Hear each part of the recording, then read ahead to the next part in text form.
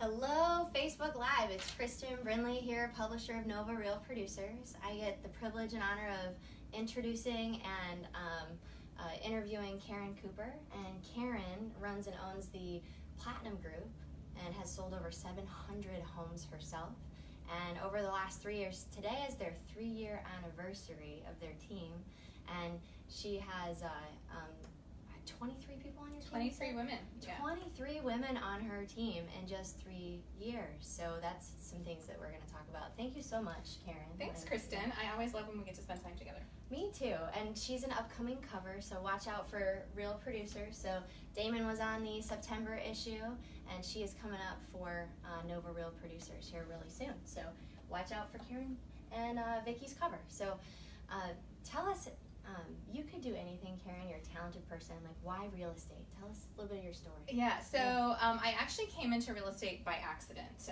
I worked in the pharmaceutical industry for 6 or 7 years. I did project management. I worked on clinical trials, and I was getting laid off, and it was my second or third layoff. At the time I was working in Rockville, Maryland, and that is not the hub for pharmaceuticals. It's New Jersey, and so I had the option to go to New Jersey. I had a job offer to go there and continue working on one of the projects I was working on, but all of my family is here. I was born and raised in Lovettsville, which is a tiny little rural town in western Loudoun County, and my whole family is there, and so to move just didn't make sense for me. And it just so happened that while all of that was going on, or shortly after, my then fiance, now my husband, we were buying a house for sale by owner. Just a complete happenstance. The home next door to my in-laws was coming on the market, and so we were doing that. So I decided to sell my house for sale by owner, and I was the one who was helping everybody through the process. I was the one who was explaining the paperwork. I was the one who was trying to figure out comps. I mean, this was 16, 17 years ago. And so when I found out I was getting laid off, I thought, okay, well, I can move, or I can figure out something else to do. And I really loved that process. And so I thought, real estate sounds like it could be for me. So that's how I got started. Absolutely, and a lot of FSBOs don't sell, right? So you must have had Both something right away. It works right away. Yeah.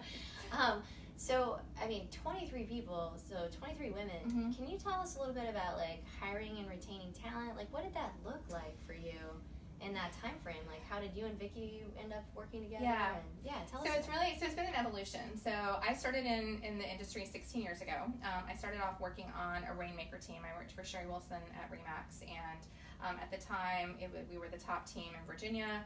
A couple of years later, Vicky, my business partner, Vicky Neufeld, joined, and so we first connected there. And in fact, several of the women who are on our team now worked with us then. So we have a really long history together. And we were there for quite a while. There became a point where it was time to move on and to try something different. And so a number of us who were there together went to Century 21 Redwood, and really had a wonderful experience there. The owners are terrific, and partway through our experience there, we kind of had a little team. We call it Platinum 1.0. We built a little team. There were 7 of us, I think, at the time we left, and we were really just friends who collaborated together. We supported each other. We helped each other, because what we learned from the team experience that we were on initially is we loved and needed that experience of having the support. Our business can be very lonely, and so having that was really key for us. But then at one point, the owners of the company came to me and said, look, I'm sure you're not interested, but would you like to be our managing broker? We need to hire a managing broker. Are you interested? And at the time, I was really overwhelmed in trying to do my business by myself. I was not a good delegator at the time. I had an assistant for a while, and I think the first several weeks I gave her nothing to do because I just couldn't let go, which I think you can probably relate. I can so relate. Experience. Yep. And so when they approached me, I was like, oh my gosh, this is the answer. I have 3 young kids. This is perfect. No more nights, no more weekends. So I jumped into that role and really embraced it, and realized very quickly that I'm far too entrepreneurial for that kind of an experience. So several things happened. My mom got sick and died, and I knew that I needed to go back to the field. I needed that flexibility. I was going to be taking care of my dad, taking on a lot more responsibilities at home, and so we decided to form the Platinum Group as it exists now. And so after coming to Pearson Smith, which was it's been a great experience. They were brand new when we joined. I think they were only maybe 6 months in business at the time that I came on board. I think I was agent like number 50, and now there's 900 or something like that. And so we decided to put our team together. So many of the agents on our team we've had really long-standing relationships with that go back quite a ways. For us, we have very few people who leave us. And when they do, it's because they're moving or because they're retiring. Retention is something important because we don't hire for numbers. What we hire for is we hire for right fit. So for us, it's all about people who are a great culture fit, people who believe in doing business the same way that we do, putting the client's needs first, providing an extremely high level of customer service, being extremely professional in everything that we do. And so that's what we look for. We've never posted an ad to hire anybody on our team. It all comes from people who are approaching us or referrals from people who are on our team currently. Unfortunately, we have to turn a lot of people away because we just can't, there's people right now that we would love to hire, but we want to do it smart. We don't want to overwhelm our systems and overwhelm our staff. And so we really try to be really strategic when it comes to adding onto our team.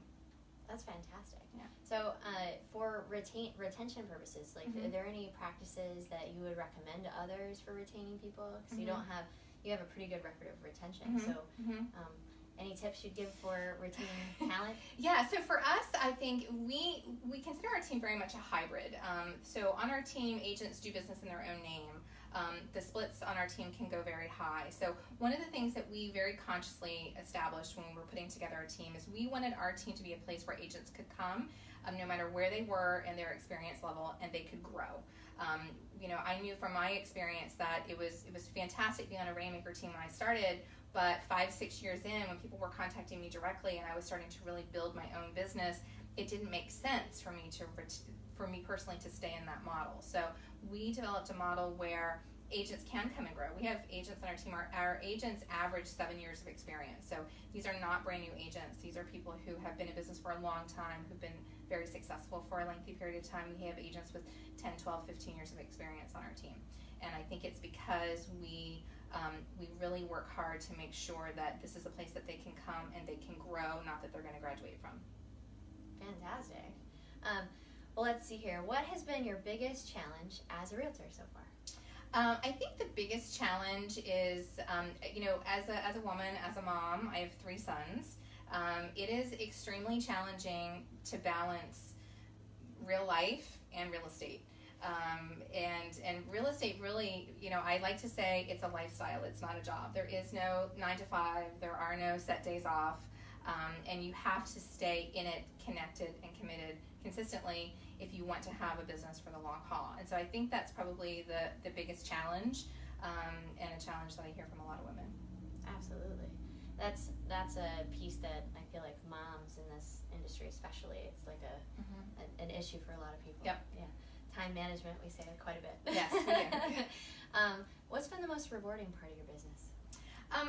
There's so many different things, and that's evolved for me over time. I mean, certainly there is nothing more rewarding than helping a family with their housing needs. I mean, the things that we're helping them to do, whether they're renting a home or they're a buyer or they need to sell their home because of whatever reason, and sometimes they're not always happy reasons, to be able to help someone through.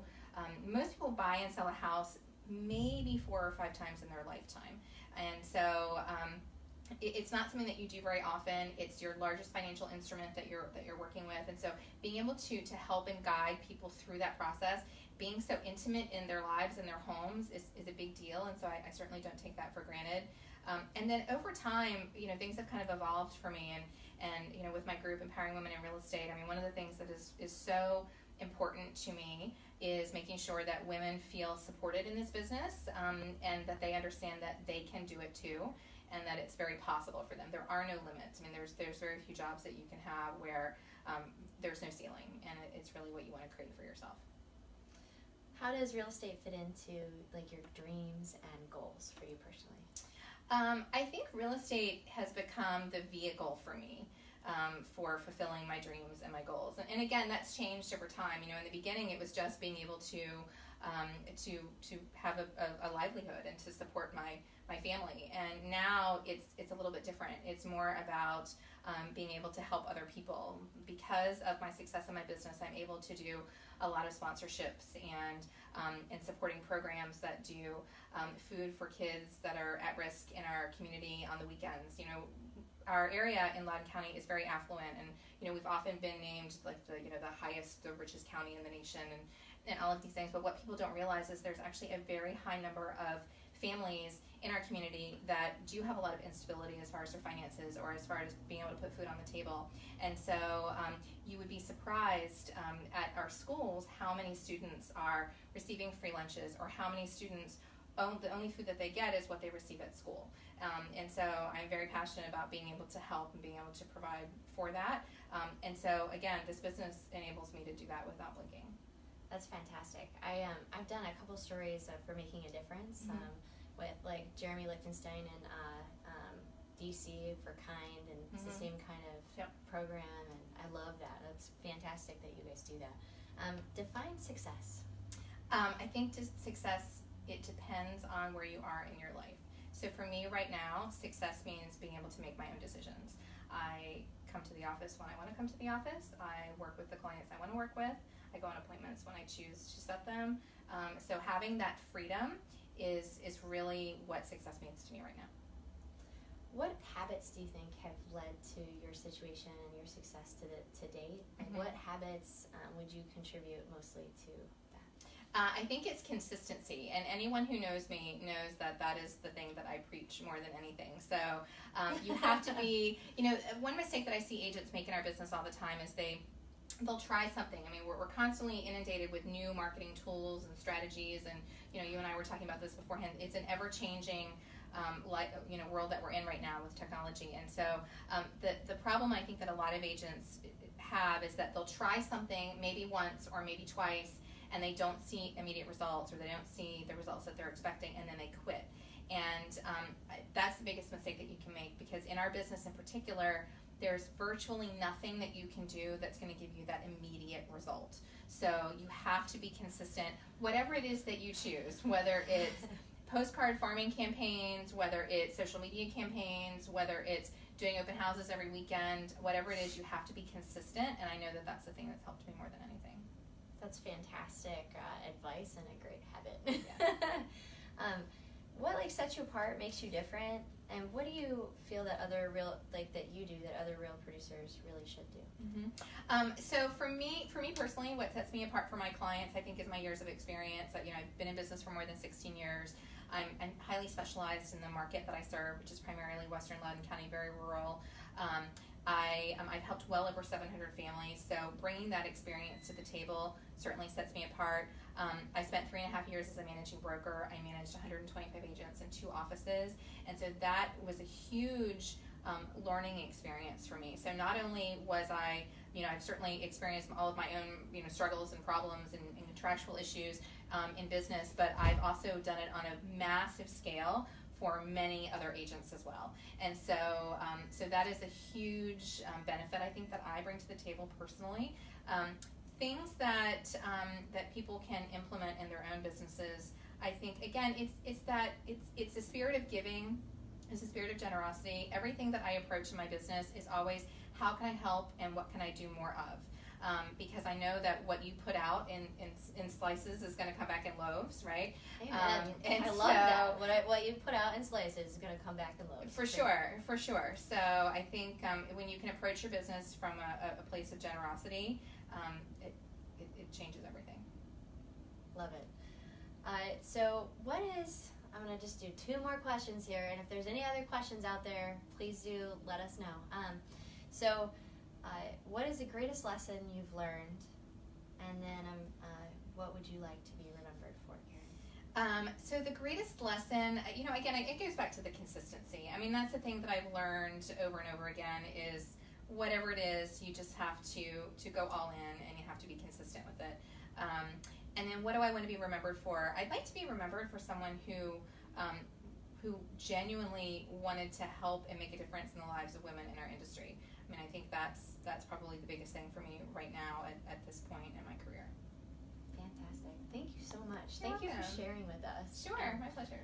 So, everyone out there in Facebook Live, you heard it here at Real Producers with Kristin Brindley and Karen Cooper. Have a great day, everybody.